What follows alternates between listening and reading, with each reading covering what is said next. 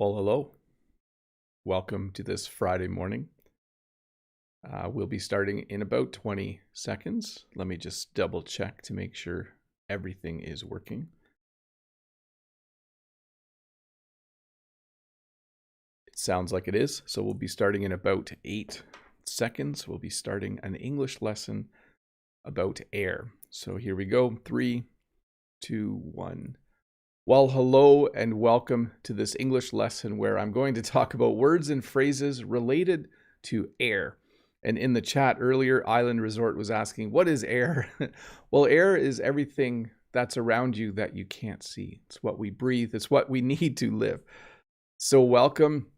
I just want to start again and say, welcome to this English lesson about air. I'm sure you will enjoy it. I did a previous lesson on fire and I did a previous lesson on water. You can probably guess what next week's lesson is going to be, but today's lesson will be about air. It will be about that invisible, awesome stuff that is around us that you only really see when the wind blows. You can see the effect that air has on stuff, but you can't actually see air. So welcome to this English lesson about air.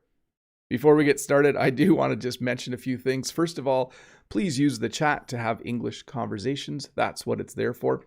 If you have a question during the lesson, both Dave and Todd are here. They will share a link from time to time. You can use that link to ask your question. Make sure the question is about the topic, though, is related to the topic of air. I do want to say hi to Lolly Lolly, Naomi T, Natalia, Semra, Mode Eggs, Mohammed, American English with This Guy is here. I know Lolly Lolly and Julia are here as well. And I know that earlier Rod was here, the Brazilian English teacher. I'm pretty sure he is still here. I see Eugene from Etobicoke, and I see Key Park and many, many more people. Sorry if I forget to mention your name. I know that Judith or Rose is here. Hopefully I'm saying your name correctly. I know that Ario is here. It's so nice to see so many familiar people. I should mention, though, I moved the time. This live English lesson is happening 1 hour later than I normally do it. And you might be wondering, Bob, why are you changing the time? You just changed the time a few weeks ago and now you changed it again. Well, I don't have a really good reason other than Friday was the only morning where I needed to get up super early to do the live stream. But it sounds like my school will not be going back to in-person learning this year. We're not 100% sure. So for the next 3 or 4 months, I can start a little bit later and sleep another half hour and be more rested. Maybe the lessons will be better because I am more rested. Hi to Semra and Moise in the chat as well. Moise Espinoza Almendarez. Hopefully I said your name correctly. Hello to Purin and Seaman and Zendaya and Azel and Stephanie. Hopefully I'm pronouncing all of your names correctly. But let's get this lesson started. Let's talk about air. So again, air is not something you can see, but it's incredibly important. We need air to live. We need air to function every single day. It is a vitally important thing in our life. You can see the effects of air, but you can't see air. I'm looking out the window as I talk. I'm facing a window. So I can see the leaves on the tree moving because the air is moving, but I can't actually see the air. But it's definitely all around us. We would say that it is invisible. Hey, Stool, thanks for the super sticker. Very, very kind of you. Thank you very much for that. So air makes up our atmosphere. The atmosphere is the layer of gases around the Earth, and primarily, it's basically air. The atmosphere is just a very thin layer, though, in the grand scheme of things. I'm not sure if you're familiar with that phrase, but when you say in the grand scheme of things, you mean when you're looking at everything all together. The size of the Earth compared to the atmosphere. The Earth is gigantic, and the atmosphere is relatively thin. I mean, it's many, many kilometers thick, but it is the layer of air that is around our planet. It's why we are alive.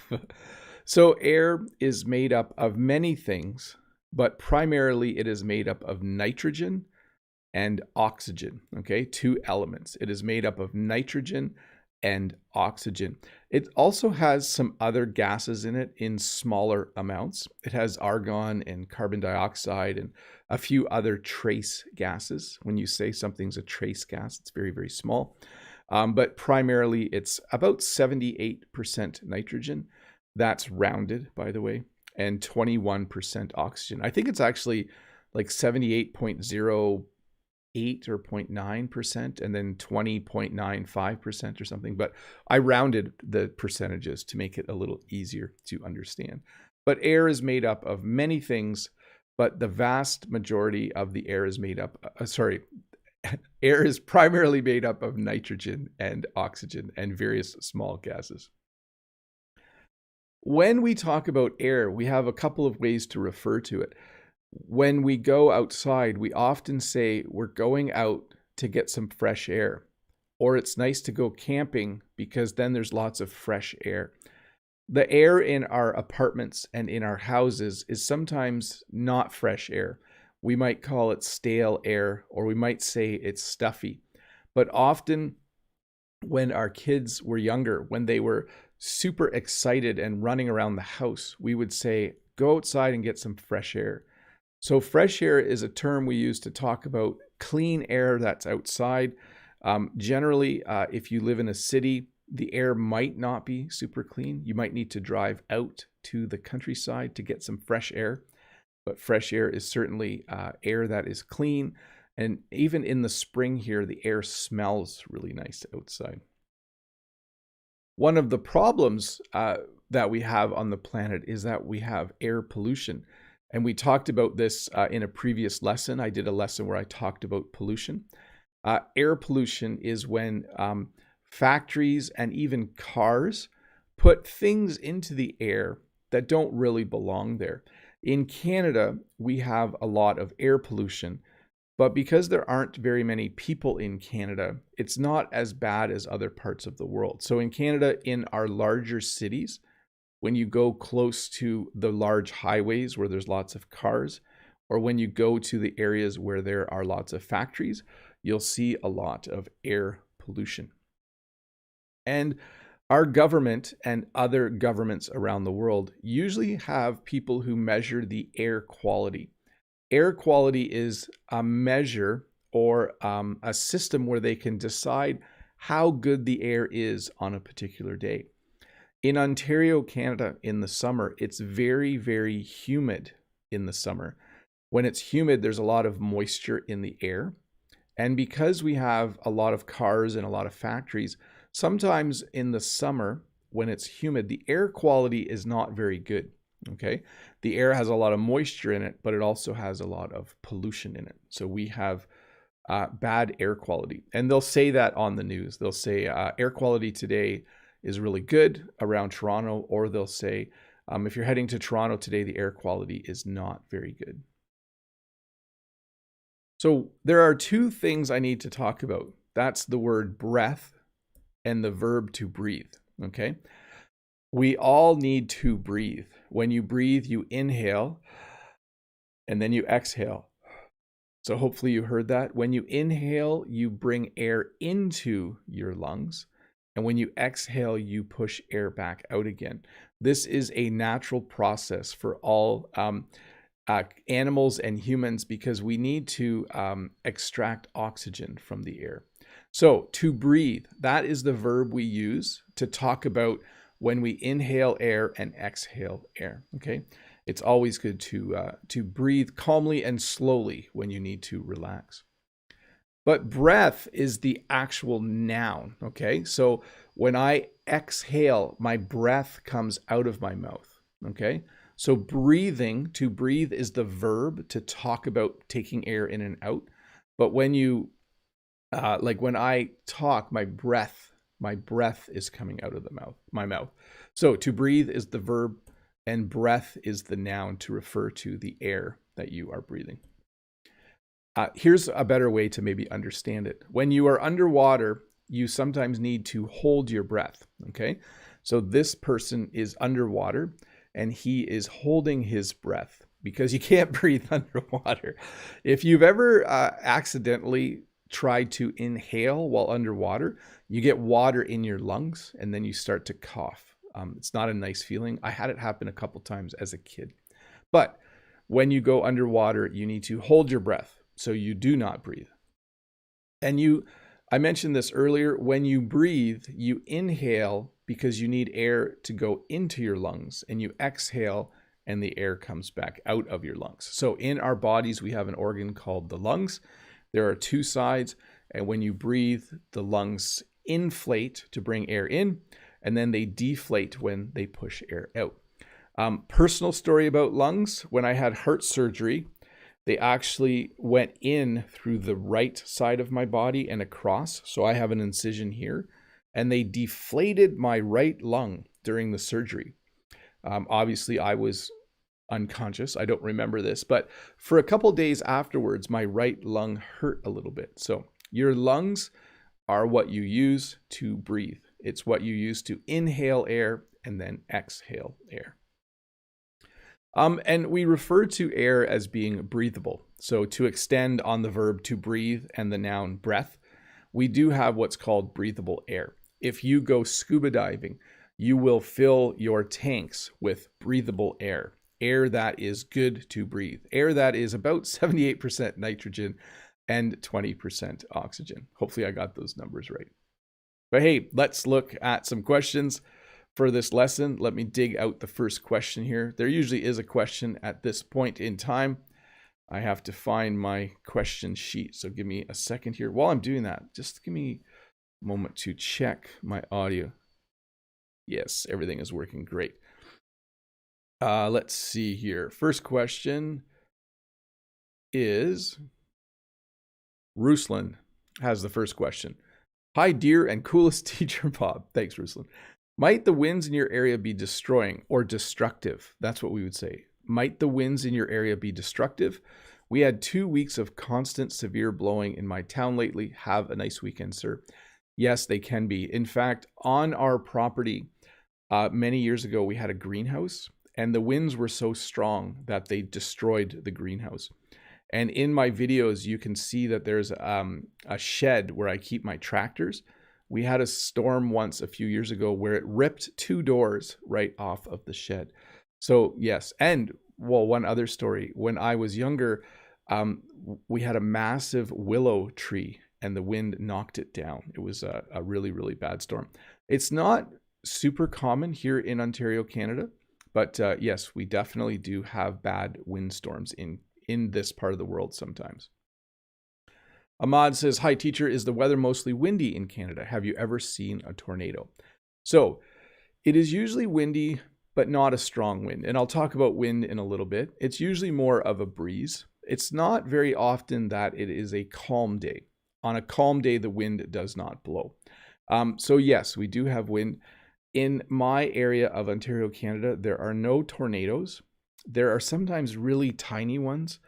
But if you drive to the west, there is an area where they have tornadoes a little more regularly, maybe one every other year.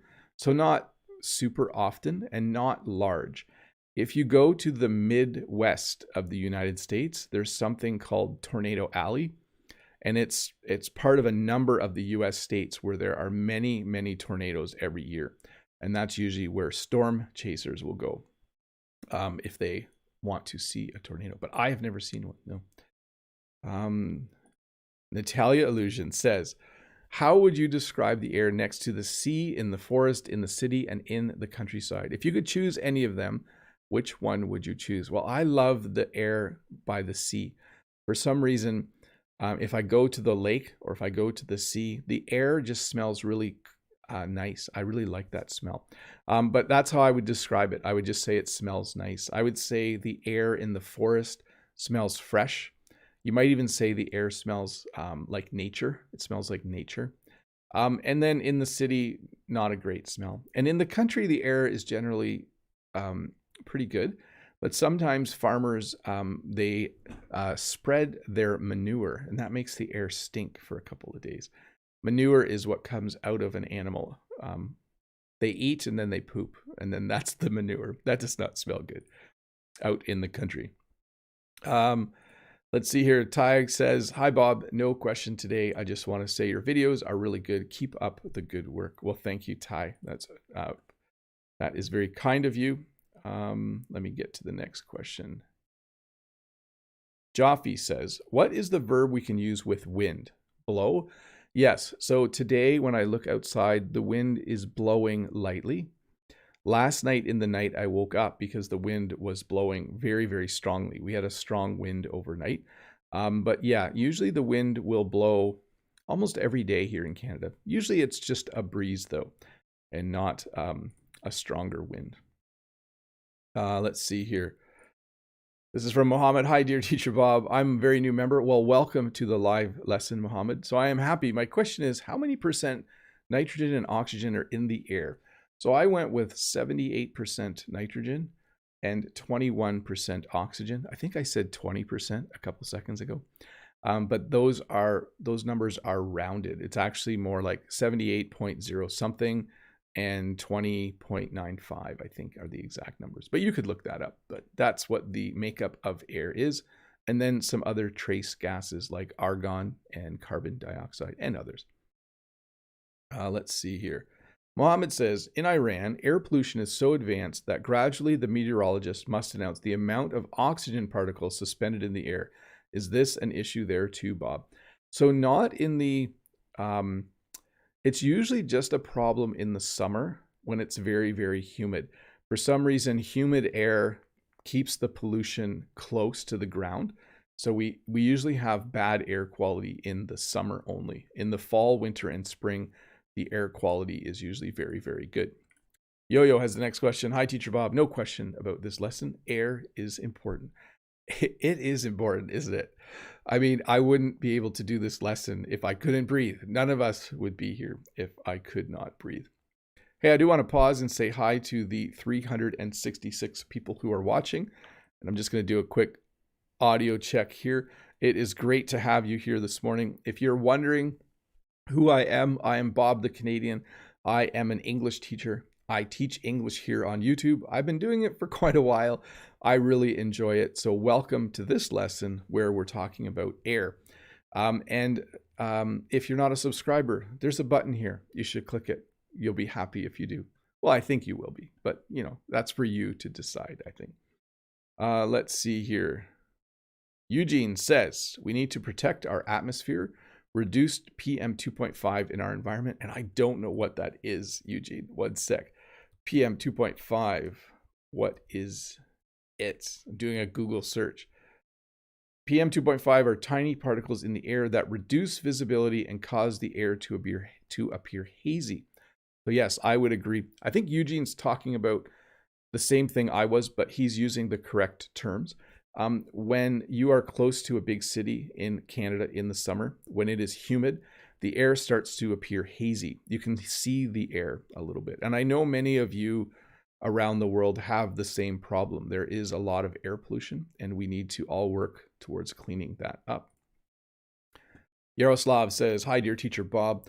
What does the phrase walk on air mean? Hope you'll have an awesome weekend. Take care. When you're walking on air, it just means you're really excited about life.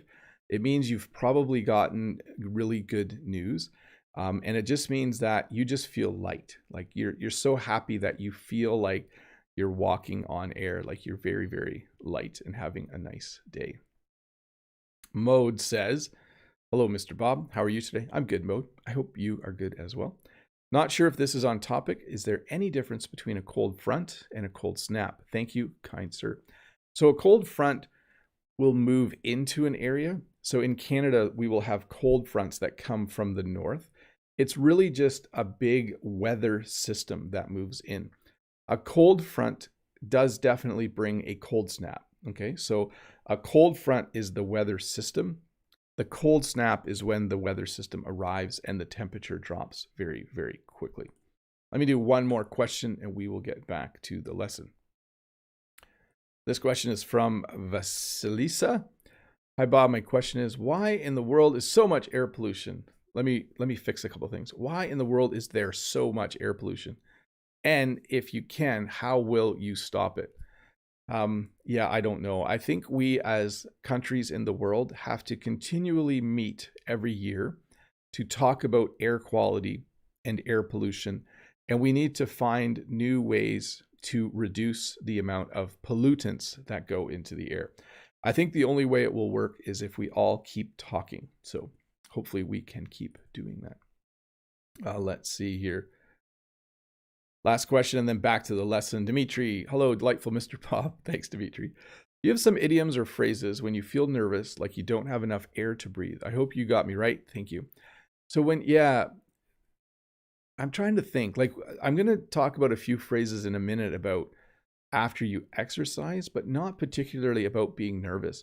When we talk about being nervous in English, we often say we have butterflies in our stomach, or that you were, we don't talk about not having enough breath. But you do say things like, words escaped me, like you couldn't think. So generally in English, if you're nervous to speak, we have phrases about the stomach, like, oh, I was so nervous I was sick to my stomach, or I had butterflies in my stomach. Or you talk about the inability to think of those words. Hopefully that helped, Dimitri. So as I just kind of mentioned, sometimes after you do exercise, you are out of breath. You've maybe done some running, maybe just walking fast, maybe you've just played a sport and you're breathing really, really quickly and you feel out of breath. So the feeling of being out of breath is usually something that happens after you do something athletic or after you play a sport. And then you might just need to catch your breath. So to catch one's breath means to pause and to stop doing something like running or playing a sport in order to be able to breathe normally again. So if you have ever played hockey, in hockey, there are shifts. So when I was younger, I played a little bit of hockey. At the end of my shift on the ice, I would be out of breath. And I always looked forward to sitting on the bench for a few minutes to catch my breath. Okay. So when you are out of breath, you're breathing very quickly. It's like you can't get enough air in your body. And then when you stop for a bit, eventually you catch your breath. Your breathing returns to normal. I used to also, when I was younger, run in 5K races. Not a lot. I did it more for fun. I wasn't like a professional runner or anything. And sometimes during the 5K race, I would walk for about 30 seconds or a minute just to catch my breath. I wasn't in great shape. So one thing that people have been not having to worry about too much for the past year is something called bad breath. When you eat food and you don't brush your teeth, and you do that for a while, your breath starts to smell bad. And we would say you have bad breath. Because we are all 2 meters apart, because we've been spending over a year staying away from people, I have not smelled bad breath from anyone for 12 or 13 months or more. So bad breath is definitely something that's not very nice. By the way, when I was a student, I had a teacher that always had bad breath. That's not a very nice thing at all. When the teacher comes to answer your question and they have bad breath, it's an uncomfortable situation for sure. Let's see here. I see Maria saying, Brent from American English with this guy was out of breath after teaching while running over stairs 20 times. Yes, Brent has a video, by the way, where he teaches English while running up and down the stairs. You will probably see him eventually be out of breath, and then I think he'll probably catch his breath at the end. We have a phrase, you can describe someone or something as a breath of fresh air. So let's say at work, let's say you're boring. I know you're not boring, and your colleagues are boring, but they hire a new person who's very funny and hardworking, and you might say that that person is a breath of fresh air. So a breath of fresh air is any change, like a new person starting somewhere, or even let's say you had a car that always broke. Whenever you drove it, it broke, and then you bought a new one. That would be like a breath of fresh air for you. So we describe people or things as a breath of fresh air when they are a positive change in your life. So we have the wind. We talked about the wind briefly. Wind is simply air that is moving. Brent says, I smell my own bad breath behind my mask sometimes. That is the annoying thing about wearing a mask, isn't it? You kind of have all of your breath just gets stuck right around your face. It's kind of a weird feeling. Wind. So wind is air that is moving. You can't see the wind, but like I said earlier in the lesson, you can see the effect that wind has on other things. You can see the grass moving in the wind. If you ever have flown a kite, this person is flying a kite, the wind lifts the kite up into the air. If you look at trees on a windy day, you can see the trees swaying in the wind. So you can't see wind, but you can see what it does to the things around it. And then if the wind is not very strong, we call it a breeze. So like right now, when I look outside, I can see the branches on the trees. They're just moving slightly. So there's probably a light breeze outside this morning, not a strong wind or anything like that.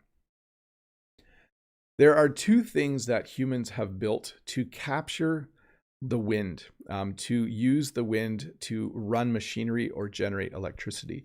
One is something that's called a windmill, and the other is something that's called a wind turbine. A windmill is generally an older structure like this, and windmills were used to, I think they used it to process wheat, to turn wheat into flour. Some of them maybe now are used to make electricity, but a wind turbine is definitely something newer and bigger that is used to generate electricity. So they harness the power of the wind. When you harness something, it means you hook up to it. So they used to harness a horse to a cart, but now we harness the power of the wind. So by the way, this is a windmill, this is a wind turbine, but people do sometimes call these windmills. Technically not correct, but it does still happen sometimes. People will call this a windmill, but I guess scientifically or technically it is a wind turbine. You can see the effect the wind has on things like sailboats. A sailboat is a boat that is powered by the wind. So the wind blows and the sail is able to capture or harness the power of the wind. As the wind moves over the sail will form into a curve, and that will allow the wind to help the boat move along. Hot air rises. So one of the interesting things about our planet is that air, as it gets warmer, will actually rise. So in our houses in the winter, when we heat our houses, the hot air eventually moves towards the ceiling. So sometimes in rooms in our house in the winter, my head will be warm, but my feet will be cold. Because hot air, as air gets hotter, I think it's less dense. And because the air is less dense, it will float above the cooler air. But yes, hot air rises, and then this is also what causes some kinds of weather. Okay, because air rises and then it cools, it creates thermal flows, I guess you would call them. Remember, this is not a science lesson. This is an English lesson. Because hot air rises, we can have things like hot air balloons. A hot air balloon has a large balloon, which is filled with warm or hot air. And because that air is lighter, that balloon is able to float in the sky or fly, depending on how you want to describe it. I bet you technically it's floating in the sky, but we would say that it's flying. And if you wanted to go on a hot air balloon, we call it a hot air balloon ride. Okay. I have never been on a hot air balloon. So I see in the chat someone saying, would you save this video, please, sir? This video actually comes out in a couple days in a shorter version, which you can listen to or watch again. So maybe that's what you're looking for, BQO Rhythm. That'll be out in a few days, 2 days actually. We have a phrase in English though, to be full of hot air. If someone is full of hot air, it means they talk a lot, but they don't actually have a lot of factual information. So I've in the past have worked with people once in a while who just talk all the time, but it's like they don't actually know what they're talking about. So they're just full of hot air. It's kind of a funny phrase. I don't think I've ever been accused of being full of hot air. Air can be compressed. So you can have a certain amount of air and you can use something to compress that amount of air. The best example I can give for air pressure is that in our tires, we have a certain amount of air. That air has been put in and it gets compressed a bit. And usually when you are driving a bike or a car, you want all of the tires to have the same amount of air pressure in them. I don't know the exact amount, but probably between 30 and 60 PSI, which is pounds per square inch. And if you use the metric system, you probably use something different, and I can't remember what it is. But I do know this. Sometimes you use a pressure gauge to measure the amount of air pressure that you have in your tires. And it's important that it is the correct amount. If you look at the side of a tire, it will usually tell you how much air pressure you should have. You probably are familiar with air pressure when you go down a mountain or up a mountain because your ears start to hurt and you need to make your ears pop, or you need to. So this is what I do. When I go to a town close to me, I go down, not a mountain, but I go down a fairly large hill. We call it a mountain, but it's not a mountain. And then when I get to the bottom, my ears feel funny. And I go like this, or I kind of like go like this. Like you kind of try to make your ears pop because your ears, there's air pressure inside or there is air pressure outside, and you need to equalize the air pressure. So you need to make your ears pop. I think most of you have probably experienced that at one time or another. In order to compress air, you would use an air compressor. So this is a machine that you use to take air from the atmosphere or to just take air from outside, and it goes through an air pump, and the pump will put air into the tank at a higher pressure than the outside air. So I have an air compressor in my shed. I use my air compressor to pump up my tires. So if a tire on my car or on a bike is low or close to being flat, I will use my air compressor to pump up the tire. I will use my air compressor to put compressed air into the tire. Hey, let's do a few questions. Let me just get to the controls here for a second. And let me turn on members only chat. We are going to go to members only chat mode for about 10 minutes. If you are a member of the channel, you may ask questions directly in the chat and I will do my best to answer them. I will keep answering questions from everyone else as well. But again, if you have a question, go ahead and ask it in the chat if you are a member. If you're wondering how to become a member, there is a join button below this video that you can click. And I do want to mention again to the 430 people watching, sorry if this messed you up a bit. I'm doing this lesson 1 hour later than I normally do. And that will be, I think, for a number of months. I'm hoping that I will be able to do this lesson. Yeah, if we do return to school before the end of June, I might have to do a couple of them earlier again. But for now, we will be doing it at this time. I hope that's not a problem for all of you. Let's see here. Lolly says, hello, Bob. Hi, Lolly. Eugene says, good morning, Bob. I saw your edited video have a new English subtitle now, better than YouTube auto-generated one. How do you upload this subtitle? Is YouTube doing this? Thank you. So my Tuesday videos and my videos on my other channel, I actually pay to get word-for-word English subtitles made for those videos. This lesson and the live lesson tomorrow, I just let YouTube auto-generate them. But generally, I usually get, I have a service where I pay money. I think it's very valuable to have subtitles. I just think it's really important. I do this when I'm watching French. I watch the video with the subtitles off, and then I watch it again with the subtitles on.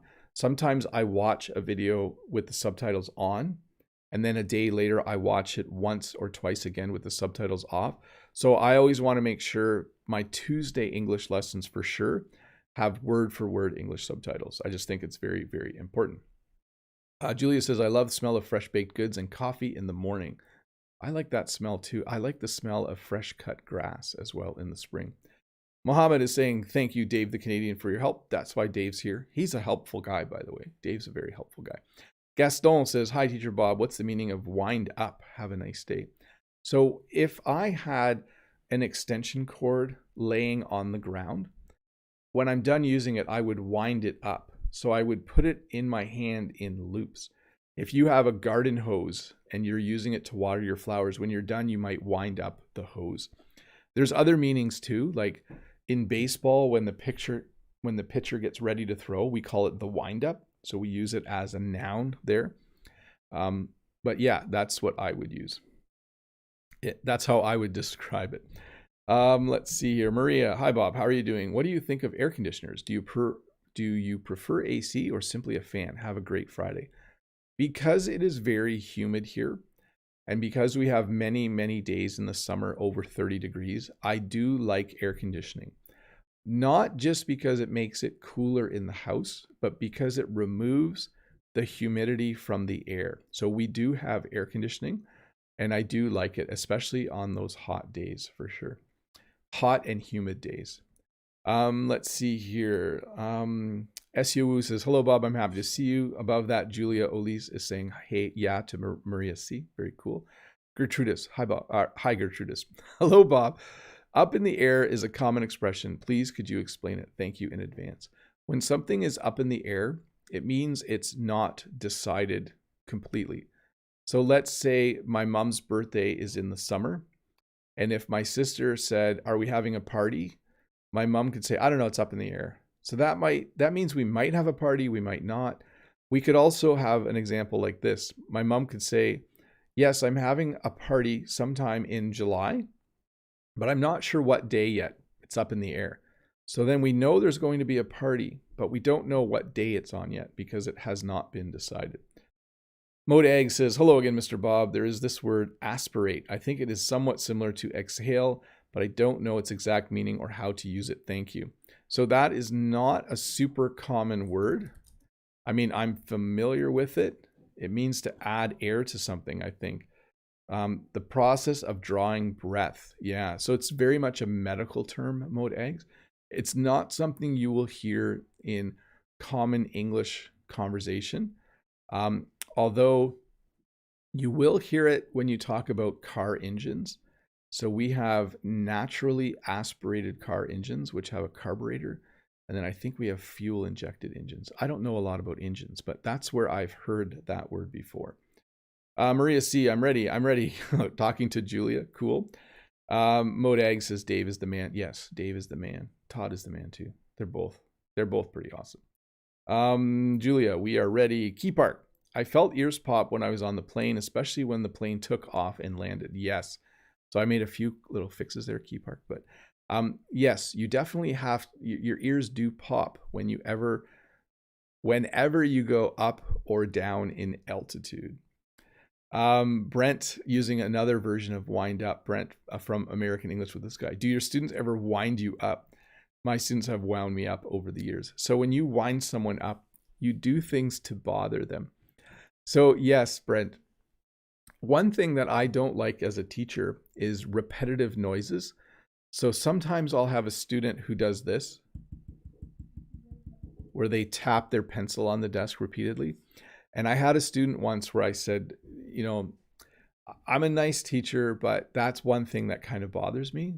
And so that student would do it all the time when I wasn't looking. They would hide behind their book and they would tap their pencil because they were trying to wind me up. When you wind someone up, you're trying to get them annoyed or maybe even a bit angry. Maria C says AC team. Norma says to Natalia, illusion, not at all. I had many opportunities, but I didn't do it. Don't like to fly. So cool to see you guys having conversations.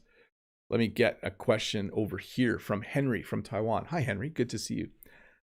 Hi, Teacher Bob. Have you ever been to high mountains where you feel the air is rare to breathe? Thank you.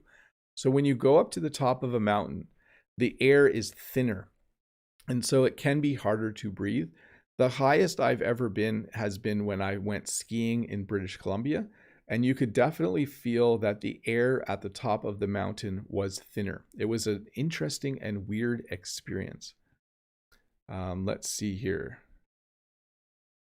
Island Resort says, what is the difference between breathe and to breathe?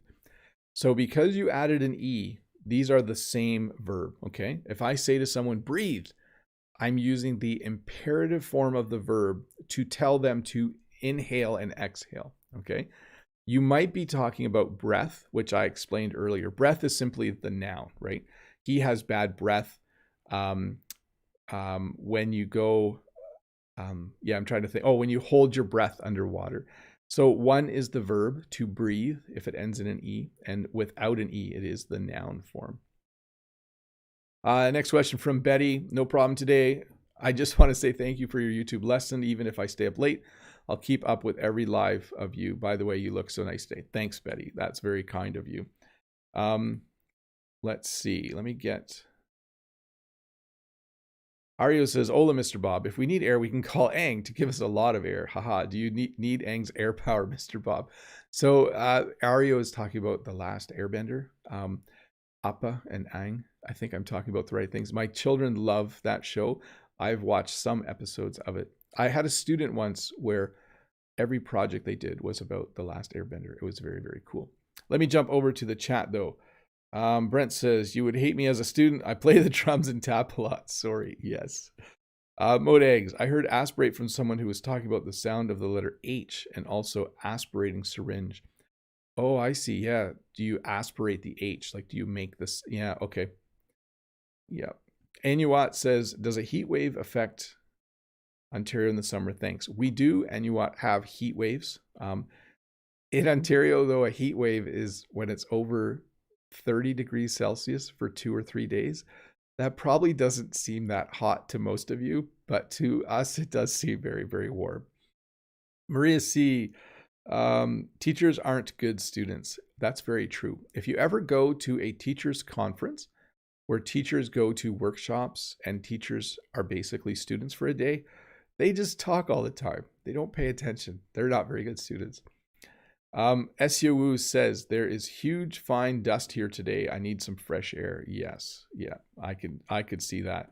Sometimes when you are living in a city or a bigger area, there is a lot of dust and smog, and it's not the nicest feeling. Hey, I'm just turning off members only chat. I am going to answer a couple more questions. Let me see where I am on questions. Yeah, let me do a couple more. So Haroyuki says, good evening from Japan. It broke my heart that your right lung was damaged. I'm glad you made it alive. Yes. So I wouldn't say it was damaged. It was certainly deflated, and it took a few days to start feeling right again. So it wasn't damage. If you want to talk about damage, though, I do have some muscles that don't quite work right after that surgery, but that's another story. I won't complain too much. It's a minor issue, I think. Bitter says, hello, teacher. I'm Bitter from Turkey. I have no questions. Greetings. Well, hello to you as well.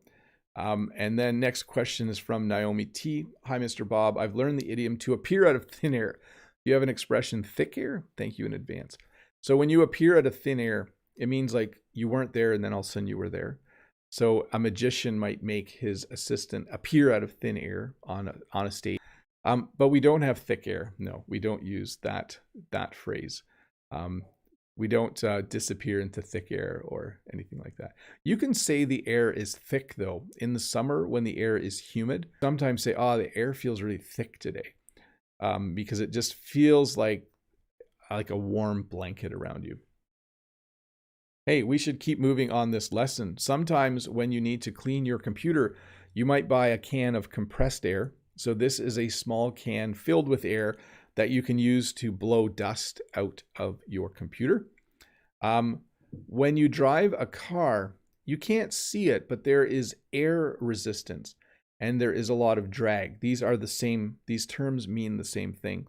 They design cars to be as aerodynamic as possible. When something is aerodynamic, it can move through the air with a little bit more ease. Okay, it's a little easier for an aerodynamic vehicle. So a big truck that is square, there is a lot of air resistance. There is a lot of drag. The truck has to burn a lot of fuel to go fast. But a new car is very aerodynamic. There is less air resistance and less drag, and so it can drive a little easier through the air. So we had the question about air conditioning versus a fan. A fan is something that you can plug into the wall that will blow air on you and help keep you cool.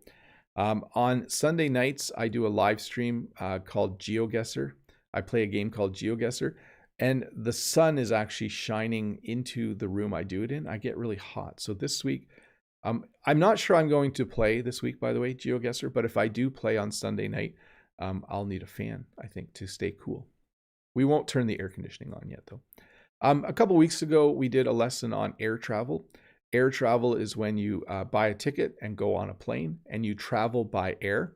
So someone might say, oh, you're going to visit your brother in Florida. Are you going to drive or are you going to take a plane? And you could respond and say, oh, we're going to go by air. So there's a couple of ways to talk about air travel, but air travel is when you get in a plane and fly somewhere.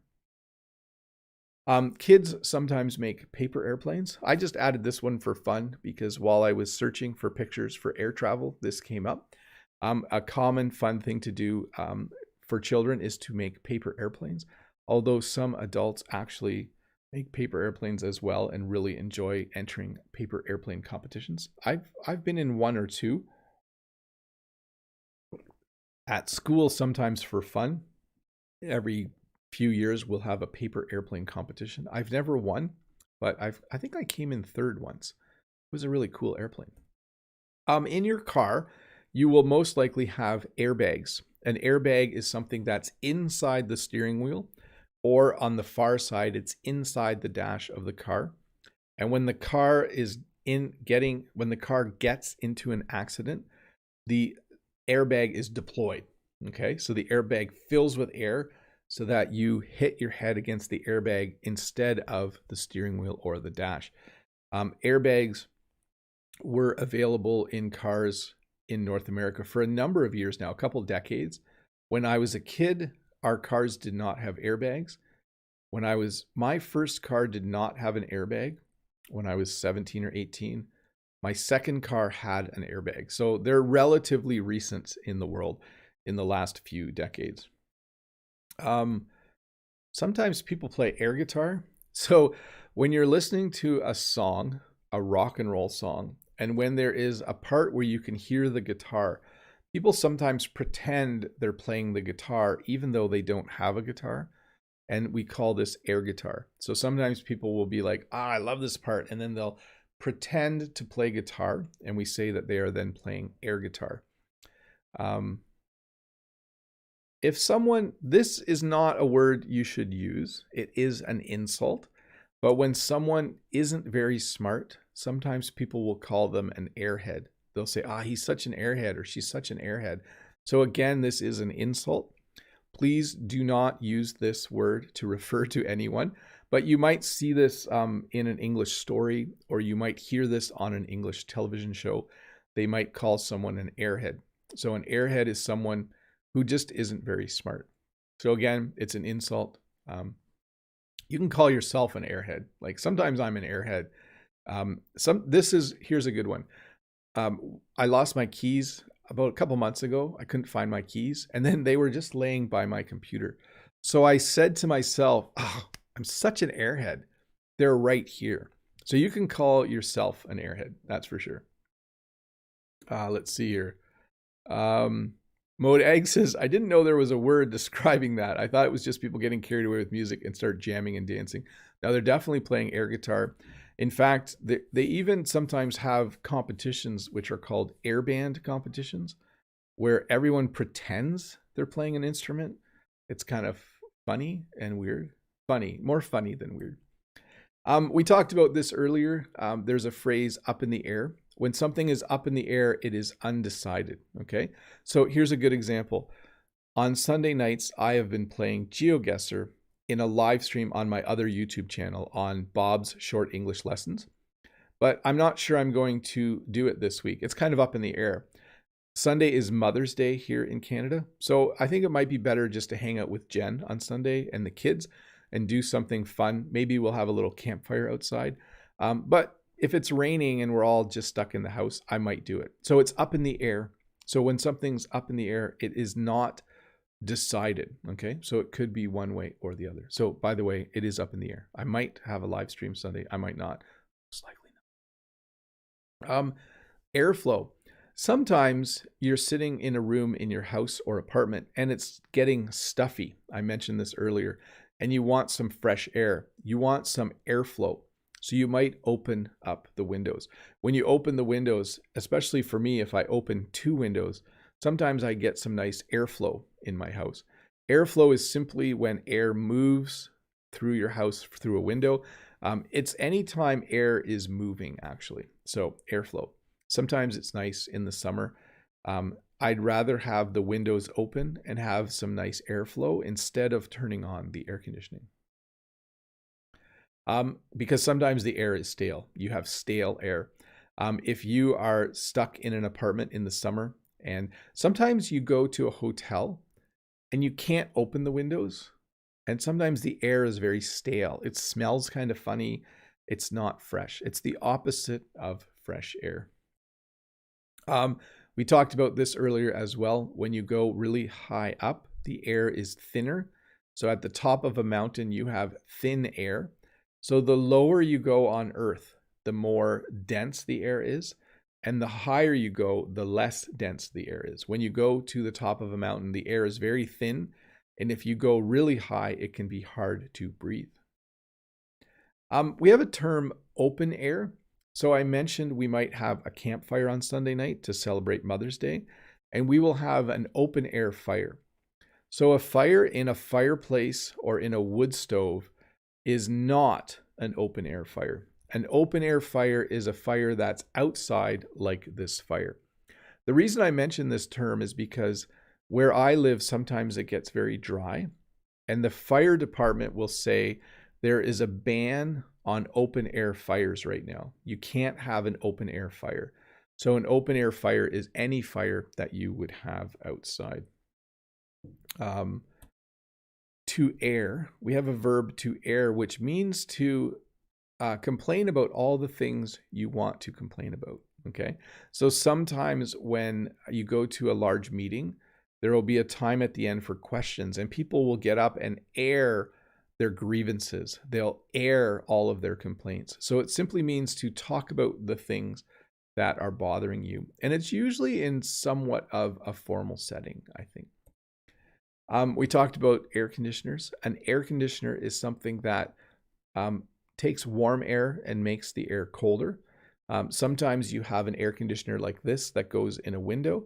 Sometimes you have an air conditioner that is just outside your house somewhere, and there's pipes that come in your house that bring, well, they don't bring the cold air, but they bring the Freon or other coolant to cool the air down in your house. Air conditioners actually do 2 things. They cool the air down, and they also remove moisture from the air. So you don't just get cold air, you also get air that has less moisture in it, is less humid. And sometimes people will buy what's called an air purifier. An air purifier is an appliance that takes things out of the air, okay? When you run an air purifier, it removes dust from the air. It might remove, I was going to say dander, and I don't remember what dander is. Let's look up what dander is.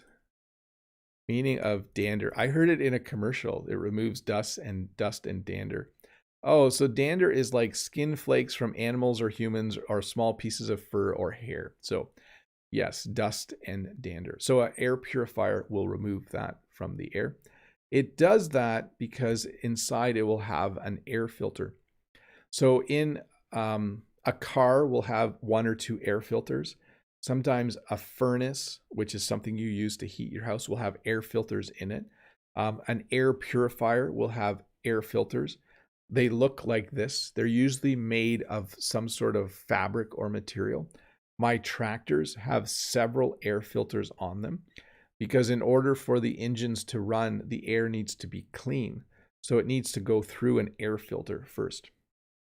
And I'm just wondering, I'm just going to ask in the chat, it's Mother's Day in many places this weekend, correct? I think it is. We are planning, I think, to visit my mom. I think we're having a Zoom meeting with my mom. I have to ask my sisters, but yes, it's definitely Mother's Day this weekend. So you probably won't see me Sunday. I'll probably be offline. There is, of course, a shoe called a Nike Air. Most people in the world are familiar with this shoe. The Nike Air has been around for many, many years. You could maybe even remember when you had Air Jordans. Maybe you had a pair of Air Jordans when you were younger. It is definitely a popular shoe, the Nike Air, and many, many people love to have them. I had a pair of Nike Airs once, I think, in my life, but they were kind of expensive, so I don't really buy them anymore. I buy the traditional cheap old man shoes. There's a band called Air Supply. If you are not familiar with this band, I highly recommend you listen to 1 or 2 songs to help you learn some English. They are usually songs about love. It's an older band from the 80s, late 70s, early 80s maybe. I have to check. But Air Supply has a number of songs. You should check some out. It's not my favorite band, but when an Air Supply song comes on, sometimes I do sing along because I do know them. They're a very popular band if you listen to classic rock on the radio or even easy listening. When there is no air, you have a vacuum. So if you go into space, once you go high enough in the atmosphere, eventually the air gets thinner and thinner, and you get to the point where there is no air. And that is what we would call a vacuum. So a vacuum cleaner is something you use to clean your rugs in your house, to suck up everything off the floor. But a vacuum is something that exists in space, or anytime you remove all of the air from something, okay? You will then have a vacuum. And then just for fun, here's another word, air, which sounds a lot like heir, but isn't. So when you are an heir, it means you are the descendant who will, I'm trying to think of how to explain this. Like Prince William is an heir to the throne, okay? So heirs are your descendants. So usually not your own children though, but you can use it that way. If I was to use the word heir, I would say, maybe I'll leave some money someday to my heirs, okay? But it's usually used for formal descriptions of people who are in a royal family like the one in Britain. So definitely Prince Charles is heir to the throne, and I think Prince William is second in line to the throne. So they are both heirs to the throne. So I thought I would throw that one in there because heir is pronounced the same way as heir. Okay, they're the same pronunciation. Anyways, let me jump back to questions for a bit. Let's wrap this lesson up. Let me see how many questions are left. I think I have time to get through most of them if I go rapid fire. Let me get the next one on the screen. I'm going to skip any questions that are not about the lesson, okay? And hopefully that's okay. There will be a live lesson tomorrow where you can ask more questions. Giovanni says, good morning, Mr. Bob. Hope everything's going well. Today my question is, which parts of Canada do you think have the healthiest and the most polluted air? So most of Canada has very clean air. If you get to the industrial parts of our big cities like Toronto or Edmonton or Calgary or Montreal, you will see some pollution. So if you are outside the city, the air is very, very clean. The skies are blue. Fyodor says, hello, Bob. Do people sometimes in Canada joke when taxes get higher that the only tax that is left to be put into use is the tax for the air you breathe? Yes, we do say that sometimes. In Canada, I know from the comments that people sometimes think Canada is a really cool and awesome place to live. What I will say about Canada is that we pay a lot of taxes. If you look at tax rates around the world, in Canada, you do pay a lot of tax. In fact, almost half the money I make goes in taxes. I think in Canada, they say you work till the end of June for the government, and then the rest of the money is yours. Not exactly, but I think you get the point. Let's see here. I'm Ichthior says, can I say her body gave me out of breath or let me out of breath? No, you would say something like, yeah, how would you say that? She made me catch my breath? No, I wouldn't even say that. You could say she was breathtaking. That's probably the best description. If you see a man who's really attractive or a woman who's really attractive, you would say that they were breathtakingly beautiful or breathtakingly handsome. That's probably the best word for it, breathtaking. Yeah. Judith says, can you say something about cleaning with compressed air? So I use compressed air to clean my computer, to blow out all of the dust. I also use compressed air to clean off my farm equipment because sometimes it's better to blow all the dust and chaff off of the equipment instead of washing it with water. Sometimes when something is covered in dust, it's better to use air, compressed air, to clean it. So hopefully that makes sense, Judith. Let's see here. Azida says, hi, I've just joined. Well, welcome. I'm going to skip the next question. So John from Vietnam says, hi, Mr. Bob. What is the difference between air and atmosphere? Well, simply a matter of, I think it's kind of like formal versus scientific, or informal versus scientific. So the atmosphere is just made up of air. Air is the general term for what we breathe and what surrounds the earth. So, but atmosphere is a specific thing, right? It's the layer of air around the earth. Let's see here. Nia says, why we want air to live. Thank you. Your class is very nice. Yes, we need air to live. That's true. And thank you for saying my class is very nice. I try my best to make these as nice as possible. Hey, that was the last question. A couple of things. I think I made a decision just now that I will not be playing GeoGuessr this week because it is Mother's Day. I think it's best to not do it. I think that you should know that I will definitely have a live lesson tomorrow at 11 a.m. Eastern Standard Time. So I hope to see some of you then. That lesson, for those of you that don't know, is a question and answer English lesson. You can ask me questions about the English language and I will try my best to answer them. Thank you for joining me for this lesson on air. Again, the Friday lesson, the time is permanent for the next few months. Hopefully, maybe even past that, we'll see.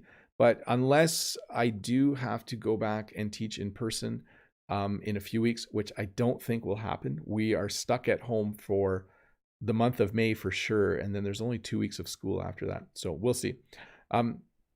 Anyways, what was I saying? Thanks to Todd and Dave for helping out. Thanks to Rod and Brent. Rod, the Brazilian English teacher in the chat, and Brent is American English with this guy. Thanks for having, it's nice to have a couple English teachers in the chat helping out. Thanks to all of you who are here, and especially thanks to those who are regulars like Ario and Natalia Illusion and Island Resort, and I see a few names in there. And thanks to those of you who are also members who have clicked the join button, like Maria C. and Mohammed Khan and Key Park and Julia Olise and Eugene from Etobicoke and Brent and Mode Eggs and so many more names. I don't want to forget anybody. Lolly and Norma and Essio Wu and Lim and Gertrudis. It's just really nice to know that there are people who support what I do. Anyways, thanks again. I'm going to say bye. I do have to start teaching in just a little bit, so I should really get going. Have a great day, and I will see some of you tomorrow. Bye.